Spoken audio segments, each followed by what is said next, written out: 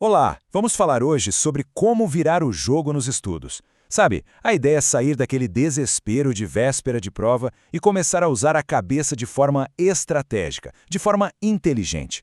O ponto principal é este: não é sobre quanto tempo se estuda, mas como se estuda. É isso que vamos desvendar juntos hoje. Essa cena é um clássico, né? A prova batendo na porta, a matéria toda acumulada e o pânico se instala. Mas e se tivesse um jeito melhor? Uma forma de trocar toda essa ansiedade por uma confiança real no que se sabe? Pois é, existe. E aqui está a grande virada de chave. De um lado, a gente tem o estudo intenso, que é basicamente reler, decorar na marra, passar a noite em claro. Do outro lado, o estudo inteligente, que se baseia em planejar, usar técnicas que realmente ativam o cérebro e distribuir o aprendizado ao longo do tempo.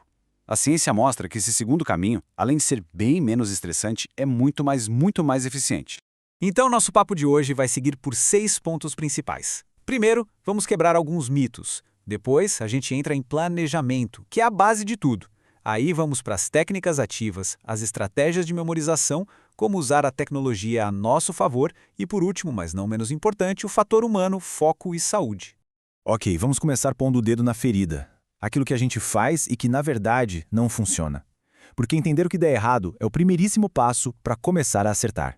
Ficar relendo a mesma coisa 1 milhão de vezes, grifar páginas e mais páginas sem critério, virar a noite estudando, parece que estamos sendo super produtivos, né? Mas a verdade é que as pesquisas mostram que essas são estratégias bem ruins. Elas gastam tempo e uma energia enormes para um resultado bem pequeno ao longo prazo.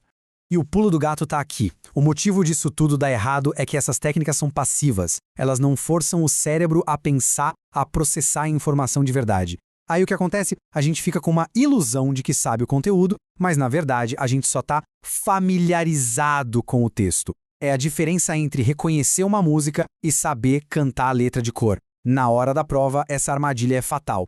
Certo, se o jeito antigo não funciona, por onde a gente começa? A resposta é simples, com um bom e velho plano. A organização é o alicerce de qualquer estudo inteligente. E esse planejamento não precisa ser um bicho de 7 cabeças. São 4 passos bem diretos. Primeiro, saber o que se quer alcançar. Segundo, ser realista sobre o tempo que se tem. Terceiro, saber o que é mais importante. E por último, colocar tudo isso num cronograma, para a gente conseguir visualizar o caminho. E priorizar é o segredo. As tarefas de alta prioridade são aquelas matérias que a gente tem mais dificuldade ou que valem mais nota. As de média são as revisões importantes. E as de baixa, leituras extras, coisas complementares. É simplesmente direcionar nossa energia para onde ela vai fazer mais diferença.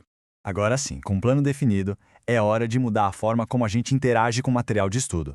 A gente precisa sair da plateia e subir no palco. É sobre ser ativo, fazer o cérebro construir o conhecimento. E não só ficar ali esperando receber tudo de mão beijada. Essa técnica aqui parece até meio estranha, mas ela é poderosíssima. Tenta fazer uma prova ou responder umas perguntas sobre o assunto antes mesmo de abrir o livro, mesmo que erre tudo. Isso funciona como um aquecimento para o cérebro. Quando você finalmente for estudar, sua mente já vai estar caçando as respostas, e a absorção do conteúdo vai ser muito maior. E esse gráfico aqui deixa tudo bem claro. Fazer testes práticos não é só uma forma de se avaliar. É uma das melhores maneiras de aprender. A ciência mostra que fazer exercícios, simulados, provas antigas, tem o dobro da eficiência de outros métodos. É o famoso aprender na prática. E tem mais. Outras 2 estratégias que funcionam muito bem são a autoexplicação, que é basicamente explicar o assunto em voz alta com suas próprias palavras, como se estivesse ensinando para alguém, e a interrogação elaborativa. Em vez de só aceitar uma informação, ficar se perguntando, tá, mas por que isso é assim? Isso força o cérebro a criar conexões muito mais fortes. Beleza, aprender o conteúdo é metade da batalha. A outra metade, claro, é não esquecer tudo no dia seguinte. Agora vamos ver como fazer para garantir que esse conhecimento fique guardado na memória por um bom tempo. Olha só esse número, 50%. Parece um absurdo, né? Mas é a mais pura verdade. Um psicólogo chamado Hermann Ebbinghaus descobriu essa tal de curva do esquecimento. Ela mostra que a gente pode esquecer metade de uma informação nova em apenas 24 horas. Nosso cérebro basicamente joga fora o que ele acha que não é importante. E o remédio para essa curva do esquecimento é esse aqui, a prática espaçada. É bem simples. Em vez de estudar um assunto por 5 horas seguidas num dia só, é muito, muito melhor estudar 1 horinha por dia durante 5 dias. Isso dá tempo para o cérebro processar, digerir e fortalecer as memórias. E dá para melhorar ainda mais o estudo intercalado. Em vez de focar numa matéria só por horas, a ideia é ir alternando entre assuntos diferentes na mesma sessão de estudo. Isso pode parecer mais difícil, mas força o cérebro a se organizar, evita o cansaço mental e melhora demais a retenção. E de quebra, já vai te preparando para o ambiente da prova, onde você tem que pular de um assunto para o outro o tempo todo.